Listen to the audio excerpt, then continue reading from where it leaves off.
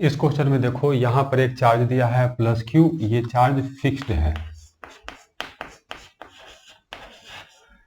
यहाँ पर एक चार्ज दिया है प्लस क्यू, ये भी चार्ज हम लोग को फिक्स्ड है। यहाँ चार्ज माइनस क्यू, ये चार्ज को यहाँ पर से u स्पीड से आगे प्लस x डायरेक्शन में प्रोजेक्ट किया गया है। ये डिस्टेंस दिया हुआ है हम लोग को a और ये डिस्टेंस दिया हुआ है हम लोग को a।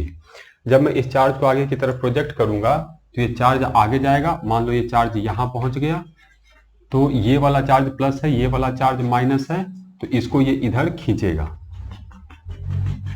तो इस पे ये फोर्स इस डायरेक्शन में लगाएगा।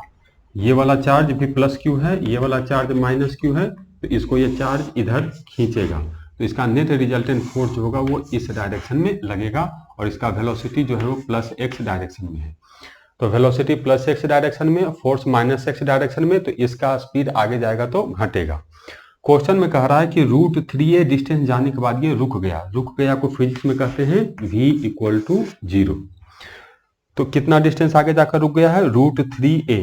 तो हमें ये बताना है कि कितना u है कि ये यहां पर जाकर रुक गया है। तो हमें u का वैल्यू कैलकुलेट करना है। तो इनिशियल स्पीड हम लोग को कैलकुलेट करना है, तो हम लोग यूज करेंगे कंजर्वेशन ऑफ मैकेनिकल एनर्जी।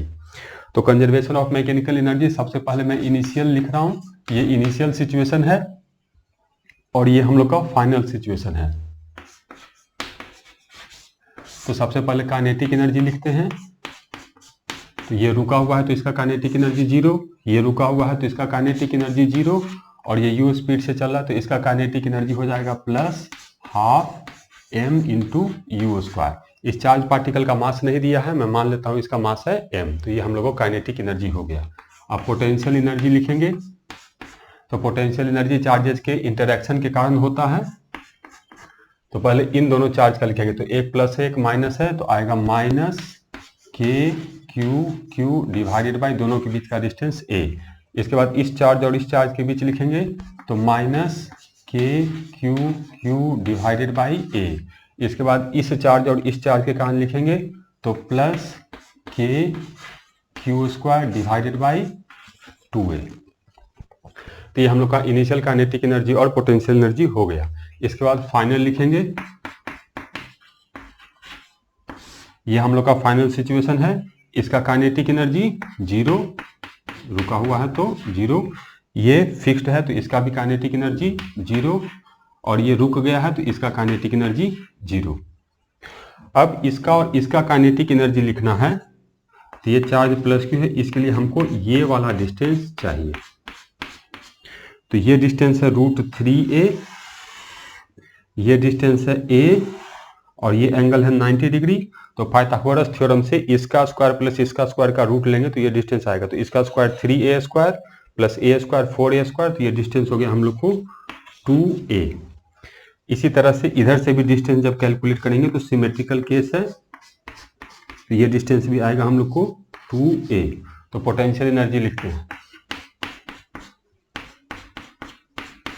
इन दोनों चार्जेस के कारण लिखेंगे minus KQ divided by 2a। इन दोनों चार्जेस के कारण लिखेंगे minus KQ divided by 2a, और इन दोनों चार्जेस के कारण लिखेंगे प्लस KQ², और दोनों चार्जेस के बीच का distance 2a divided by 2a।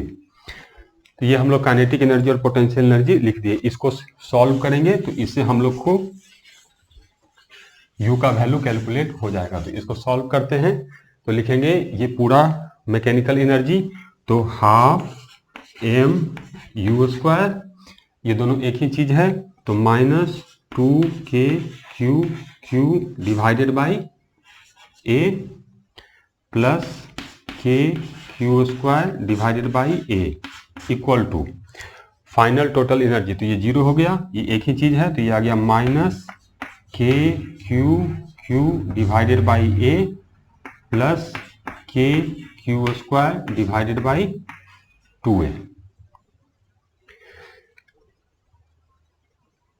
हाँ, यहाँ पर 2a होगा, ये 2a दिया है तो ये 2a हो गया। तो ये चीज और ये चीज कैंसिल हो गया, ये इधर जाएगा तो प्लस हो जाएगा। तो यहाँ से आ गया हम लोग को half U square equal to K Q Q divided by A. तो यहाँ से हम लोग को u कैलकुलेट हो गया, तो u आ गया हम लोग को 2k Q Q divided by m into a का घन। हाँ, तो ये मास का हम लोग को जरूरत पड़ेगा, तो मान लेते हैं चार्ज पार्टिकल का मास है, जब दिया रहेगा तो हम लोग को u ऐसे कैलकुलेट हो जाएगा। ये क्वेश्चन में मास दिया रहेगा तभी हम फाइंड कर पाएंगे। तो ये हम लोग का आंसर हो गया।